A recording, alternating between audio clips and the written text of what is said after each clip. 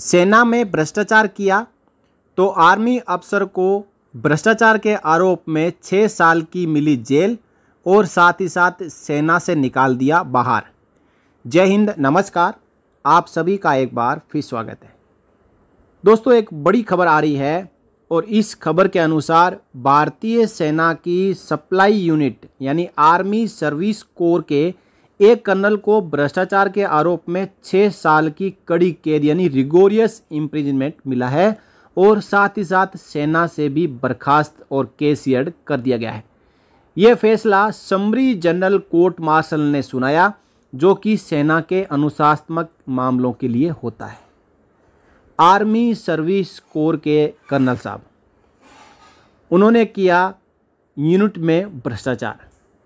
उसके बाद हुई कोर्ट मार्शल की कार्रवाई और ये कार्रवाई ने अपना जो फैसला है 16 अगस्त को सुनाया।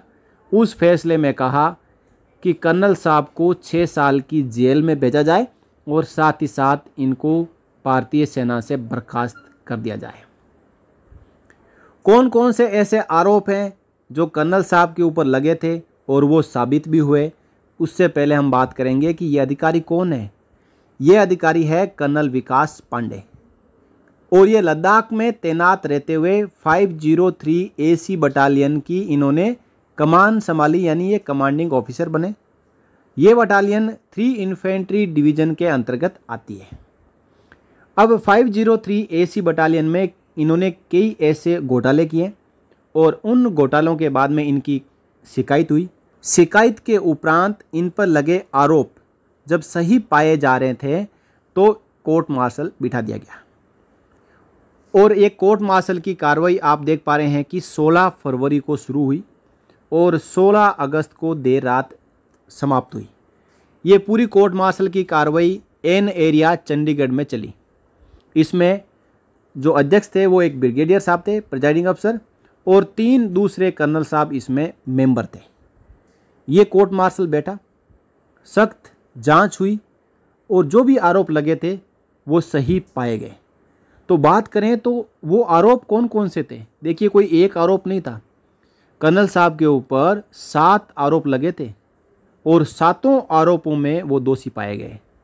तो इन आरोपों की बात करें तो सबसे पहले इन्होंने क्या किया, जो पहला आरोप इनके ऊपर लगा, इसमें उन्होंने अपनी यूनिट का जो रेजिमेंट फंड अकाउंट होता है वैसा ही एक रेजिमेंट फंड अकाउंट और खुलवा लिया।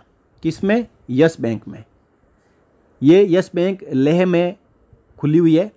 इसमें इन्होंने बैंक के साथ में मिलकर रेजिमेंट फंड अकाउंट खुलवा लिया, यानी ओरिजिनल रेजिमेंट फंड अकाउंट तो था ही और इन्होंने एक डुप्लीकेट रेजिमेंट फंड अकाउंट खुलवा लिया।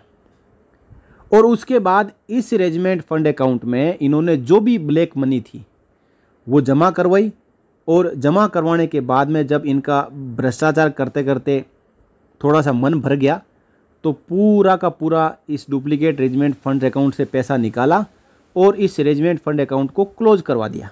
यानी कर्नल साहब ने सोचा कि हम नामो निशान मिटा देते हैं, सबूत मिटा देते हैं, लेकिन जब जांच होती है तो बाल की खाल निकाली जाती है। और ये सब कुछ जो कार्रवाई हो रही थी, किसी एक ऐसे आदमी को पता थी कि कर्नल साहब भ्रष्टाचार कर रहे हैं। उसी आदमी ने शिकायत की, यानी कोई जवान होगा, जेसीओ होगा, अधिकारी होगा, उसने शिकायत की और शिकायत में बिल्कुल जो आरोप लगे थे वो ठोस आरोप थे और सबूतों के साथ शिकायत की गई, जिससे कि कोर्ट मार्शल जो बैठा था उस कोर्ट मार्शल को भी ज़्यादा मशक्क़त करने की आवश्यकता नहीं हुई।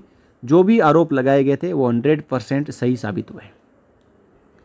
अब जब रेजिमेंट फंड अकाउंट खुलता है तो उसके लिए चेकबुक भी जारी होती है, पासबुक भी जारी होती है, स्टेटमेंट ऑफ अकाउंट भी निकाला जाता है, जो रबर मोहर है वो भी बनती है, यानी सील बनती है। तो इन्होंने अपने पोस्ट की सील भी बनवाई और बटालियन की मोहर का भी गलत इस्तेमाल किया।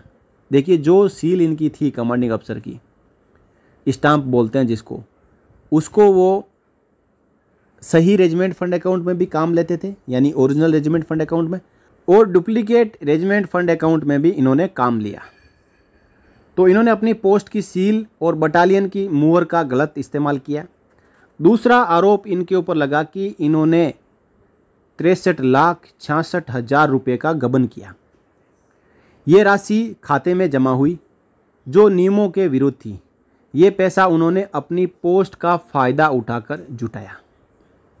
देखिए 63,66,000 रुपये इन्होंने ब्लैक मनी यानी रिश्वत के जो पैसे थे ये उस रेजिमेंट फंड अकाउंट में जमा करवा दिए, जो डुप्लीकेट रेजिमेंट फंड अकाउंट था। और उसके बाद इन्होंने उस पैसे को निकाल के और उसका गबन कर दिया, उससे फ्लैट खरीदे, घर के लिए कारें खरीदी और मौज मस्ती की। तीसरा आरोप इनके ऊपर लगा कि लद्दाख में 4 लाख रुपए रिश्वत के तौर पर लेना। ये धनराशि बिना वैध स्रोत से प्राप्त की गई। देखिए कैश लिया, किससे लिया? कोई डीलर होगा बाहर जिसने कोई कॉन्ट्रैक्ट पास करने के लिए इनको ऑफ़र दिया होगा और उसके बाद वो 4 लाख रुपए दे दिए। आर्मी सर्विस कोर में ऐसा भी होता है कि आर्मी सर्विस कोर में जो राशन है उसकी क्वालिटी कंट्रोल, जो चेकिंग है, टेंडर पास करना है, उसमें भी रिश्वतखोरी कहीं चलती है। तो उसकी एवज में इन्होंने 4 लाख रुपए की मोटी रिश्वत केस के तौर पर ली और इसका कोई भी वैलिड सोर्स नहीं था। चौथा आरोप क्या था? ये जो पूरे जो पैसे आए थे उससे इन्होंने जयपुर में फ्लैट खरीदा और ये फ्लैट खुद के नाम पर नहीं, पत्नी के नाम पे खरीदा। 32,60,000 रुपये का ये फ्लैट खरीदा। ये उनकी घोषित आय से कहीं ज़्यादा था, यानी यहाँ पे आरोप लगा आय से अधिक संपत्ति का। अब इनके पास पैसे और पड़े थे तो इन्होंने पत्नी के नाम पर एक BMW कार भी खरीद ली और ये BMW कार कितने की? 48,48,000 रुपये की। ये लग्जरी BMW कार खरीदी, ये भी उनकी आय से अधिक संपत्ति पाई गई। इसी के साथ साथ इन्होंने 7,21,000 रुपये नगद प्राप्त किए और ये दो अलग अलग मामलों में इन्होंने ये कैश प्राप्त किया। इस प्रकार ये आरोप इनके ऊपर लगे। इसके बाद कानूनी प्रक्रिया चली। पहले एक कोर्ट ऑफ इंक्वायरी हुई और फिर समरी ऑफ एविडेंस हुआ और उसकी पूरी प्रक्रिया हुई। उसके बाद समरी जनरल कोर्ट मार्शल का आदेश आया जिसमें आर्मी एक्ट की धारा 52F यानी धोखाधड़ी की मंशा से किया गया कार्य, इसके तहत पूरी समरी जनरल कोर्ट मार्शल की कार्रवाई हुई और बाकी 6 आरोप भ्रष्टाचार निरोधक अधिनियम 1988 के तहत लगाए गए। अब अधिकारी की ओर से भी कानूनी कार्रवाई करने की कोशिशें हुई। कर्नल पांडे ने पंजाब और हरियाणा हाईकोर्ट में याचिका दायर की थी। हाईकोर्ट ने कहा कि सजा आर्म्ड फोर्सेस ट्रिब्यूनल में लंबित याचिका के निपटारे पर निर्भर करेगी। यानी इन्होंने सोचा कि मैं हाईकोर्ट में जाके और इस मामले का निपटारा करवा लूँगा, लेकिन पंजाब एंड हरियाणा हाईकोर्ट ने भी कहा कि AFT जो भी फैसला देगी वो मंजूर होगा। अब इसके साथ ही इनकी जो कैसरिंग की गई है, तो कैसरिंग क्या होती है? कैसरिंग का मतलब होता है कि सेना से अपमानजनक तरीके से बर्खास्त कर देना, सेना से बाहर निकाल देना। और इस प्रक्रिया में क्या होता है? अधिकारी को उसकी वर्दी, बेज, उनका पद और सम्मान के साथ सेवा से निकाला जाता है। यानी वर्दी, बेज, उनका पद और सम्मान सब कुछ छीन लिया जाता है। कहते हैं कि धक्का दे के निकालना, वही यहाँ पे किया गया है। इनका कैसरिंग कर दिया। अब दोस्तों 6 साल की जेल की सज़ा, सेना से बेइज्जत करके निकालना, ये क्या कोई एक जवान जो भर्ती होता है वो ऐसी उम्मीद रख सकता है? नहीं रखता। देश सेवा के लिए और ईमानदारी से देश सेवा करने के लिए जवान भर्ती होते हैं, लेकिन कुछ ऐसे जो सेना की साख पे कलंक लगाने वाले जो भ्रष्टाचारी अधिकारी हैं, उनके साथ में जो हो रहा है वो सही हो रहा है।